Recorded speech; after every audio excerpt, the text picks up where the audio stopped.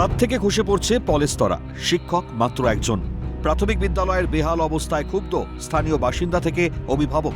বাঁকুড়া শিমলাপাল ব্লকের নতুনগড় হিজলা প্রাথমিক বিদ্যালয়ে প্রাণের ঝুঁকি নিয়েই চলছে ক্লাস। বিদ্যালয়ের মোট ৪২ জন পড়ুয়ার জন্য রয়েছে মাত্র একজন শিক্ষক। অবসরপ্রাপ্ত শিক্ষক দিয়ে চলছে স্কুল। গত বর্ষায় ক্লাসের ছাদের পলেস্তরা খসে পড়েছে। ঊর্ধ্বতন কর্তৃপক্ষকে জানানোয় মিলেছে শুধুই আশ্বাস।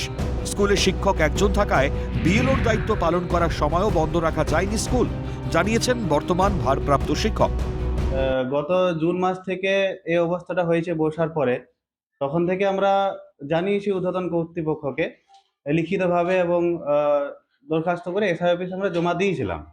তো অফিসিয়ালি খবর যে ওনারা ব্যবস্থা বর্তমানে ৪২ জন স্টুডেন্টের জন্য ২ জন টিচারই বর্তমান বরাদ্দ হয়, কিন্তু বর্তমানে আমি বিএলও ডিউটি থাকা সত্ত্বেও স্কুল বন্ধ করতে পারিনি। প্রাচীরটা কিছুটা হয়েছে, বাকিটা বাকি আছে। গেট নাই, চারদিকে ফাঁকা। এগুলো যদি যাতে হয় তাহলে ভালো হয় আর কি।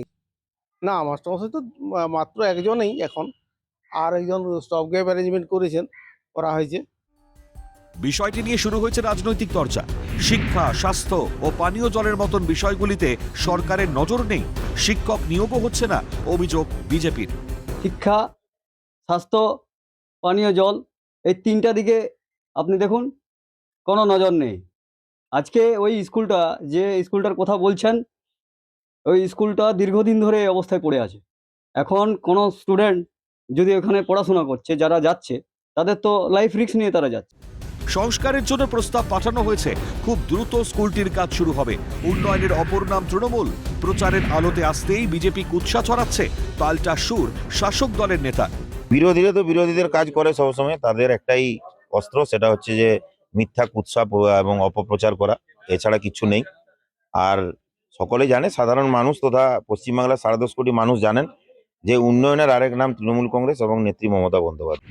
স্কুলের অবস্থা প্রশাসনের নজরে রয়েছে, সেখানে পোলিং স্টেশন হয়েছে, শিক্ষকের অভাব, বিষয়টি খতিয়ে দেখা হবে, আশ্বাস বিডিও। আছে, ওখানে আমাদের পোলিং স্টেশনও হয়। আমি রিপেয়ারের প্রপোজাল জেলায় পাঠিয়েছি, সত্য রিপেয়ার হয়ে যাবে।